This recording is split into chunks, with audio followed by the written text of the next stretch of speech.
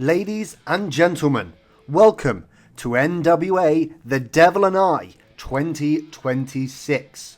We have another amazing card for you tonight with some of the matches, including Spencer Slade going one-on-one with Keith Lee. Over the past few episodes of Power, these two have gone to war with one another and they look to settle their differences tonight.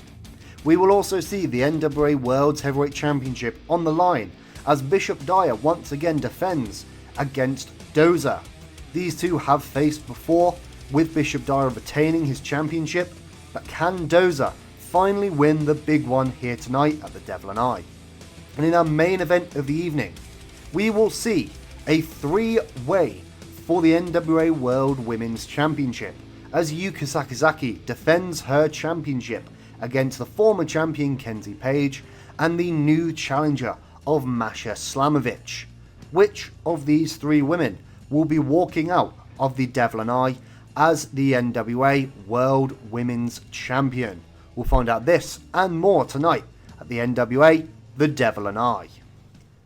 So the show kicks off with a 54 rated match. This was the NWA World Junior Heavyweight Championship as Yamato defeats Oliver Carter and Slex to become the new NWA World Junior Heavyweight Champion. It does get a 54 rating. Really good ratings all round. Slex and Yamato getting a 54. Carter getting a 52. So good ratings all round and a new NWA World Junior Heavyweight Champion. In our next match, another match for a championship. This time the NWA United States Tag Team Championships. It is the Disciples of Sin, the new reborn Disciples of Sin, which is Max the Impaler and Dreadnought, the debuting Dreadnought. They defeat the Southern Six of Alex Taylor and Kerry Morton to win the NWA United States Tag Team Championships. However, they did do it in controversial fashion, as Bestia does cause a distraction to Kerry Morton, allowing Max the Impaler to submit Kerry Morton. We then have Father James Mitchell in the ring. He reveals the newest members of the Disciples of Sin, that being Dreadnought and Bestia, and says that the Disciples of Sin are stronger than ever and they are coming to destroy the Southern Six. We then have our dog collar match for the NWA World Television Championship. This is won by Matt Lee, who makes his first defense of the NWA World Television Championship. Again, it is quite a good match, a 51 rated match, but Matt Lee doesn't win the match cleanly. He does have to use the ropes for leverage to gain a cheap win over Weber Hatfield. Again, I'm sure Weber Hatfield will be back for his NWA World Television Championship very soon, but we'll have to see how this progresses on NWA Power. We'll then go backstage to Mike Mondo. He says that he's almost at 100%, and when he comes back to the NWA, he's coming back for gold. Again, he did receive an injury about a month ago on NWA Power. He did fight through it in the Crockett Cup, but he is close to recovering after having a month or so off. But he does say when he's coming back, he's coming for more championships. We'll then go to our NWA World Tag Team Championship match as Trevor Murdoch and EC3 defeat once again the team of Bojack and Marsh Rockette when EC3 submits Marsh Rockette. It is a decent 47 rated match here. Bojack having the best performance in the match, getting a 50, EC3 for 48, Murdoch a 38 and Marsh Rockette a 44, equaling up to a strong 47. But does this mean that EC3 and Trevor Murdoch are now done with Bojack and Marsh Rockette, or will Bully Ray have something else to say about this? Once again, we'll find out on NWA Power. We'll then go backstage to Alec Price and Starboy Charlie. They've just watched the NWA World Tag Team title match, and as the winners of the Crockett Cup, they do have a title shot whenever they may want it. But they're approached by Rob Van Dam. He says he likes them. He sees potential in them. And with Carino out, he's looking for new talent to manage. If they want his help, they know exactly where to find him. So again, RVD has come to Alec Price and Starboy Charlie and offers his services as a manager. We'll then go to a strong 53 rated match as Spencer Slade manages to defeat Keith Lee. However, he is using underhand tactics. He does have a handful of tights as he rolls up Keith Lee. A decent 53 rated match. Spencer Slade outperforming Keith Lee here, even though he's still off his game, getting a 54 compared to Keith Lee's 47. So a strong win here, a huge win for Spencer Slade over a former world champion. We'll then go backstage once again to Mark Henry's office. He has both Ortiz and Chris Brooks in there. He says that both men have been building momentum and they both deserve a shot at the NWA World Heavyweight Championship, but only one of them can get that shot.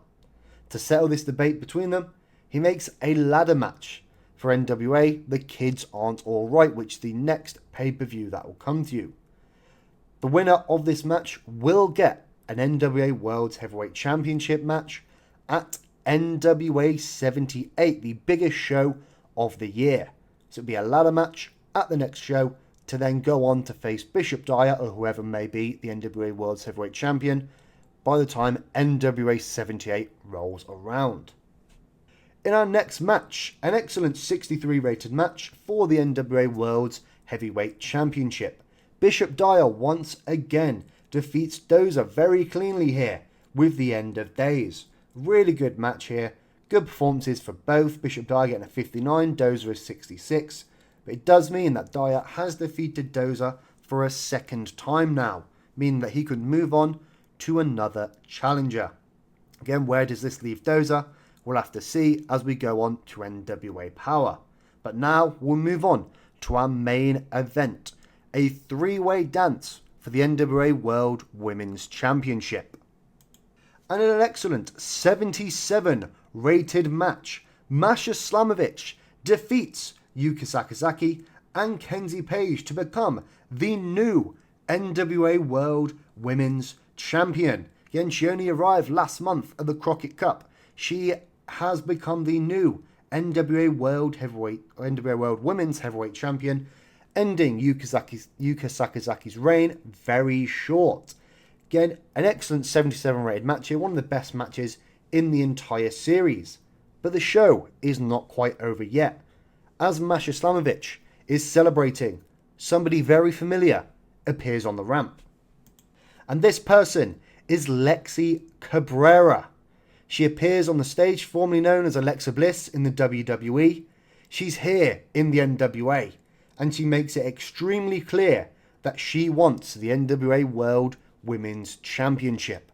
So the women's division here in the NWA is heating up, as not only Masha Slamovich is here, but Lexi Cabrera, formerly known as Alexa Bliss, has officially signed with the NWA. So this show gets a 68 rating. I believe this is one of the best shows we have ever put on.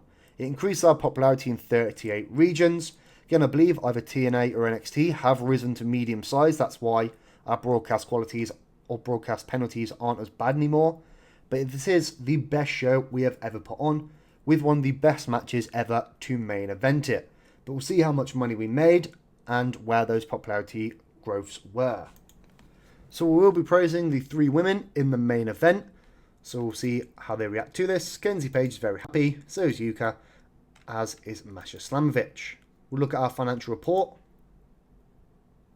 Again, we earn about $43,000 for this show, which obviously is absolutely excellent. Again, workers were just under $20,000, ticket sales $51,000, so a really good profit made. We'll look at our popularity recap. Again, we've grown in many areas of the USA, going up to almost 40 or 49, almost 50 now, as well as many other areas around the world as well. So we're still growing very strongly. But now we'll go back to the office area. So I'll see you back at the home screen and the office area to go through viewership and to look at what comes next. So here we are back in the office area, and some of you may have noticed something slightly strange as we went through that show. The fact that where it was talking about Masha Slamovich winning the NWA World Women's Championship and Yamato winning the Junior Heavyweight Championship and the Subs of Sin winning the US Tag Team Championships, it said it was their first defences of the championships rather than them being new champions. This is because, as you can see, I had to do this show twice. This because the original show, the footage for that was corrupted and I couldn't actually retrieve it at all. And when I tried to recover the save file for the NWA, because it was already on a Sunday, I couldn't go back to the previous Sunday. So there was no way of actually getting that footage back. So I had to redo the show all over again. As you can see, it is the exact same show, just with one promo in a different place, the Mike Mondo promo, and a few more pre-show matches were added to this show instead. But it is the exact same show. It actually got the exact same rating, amazingly, with the exact same attendance and everything. So it is the exact same show. We'll probably be going forward. Again, it was the same show, so there's nothing different on this. So that was just a heads up for those that did notice that it was some people's first offences rather than them winning the championship. But we'll probably go with the viewership for this first one. It was our first show on Triller TV. We got just under 35,000 buys, which is obviously excellent and an excellent way to have our first show on Triller TV. But our next show is obviously going to be NWA Power as we build towards NWA The Kids Aren't Alright and eventually towards NWA 78. Once again, thank you very much for watching. Hopefully you did enjoy. Make sure to like, share and subscribe. If there's any wrestlers you want to see in the series, put them in the comments below. And I will see you at NWA Power.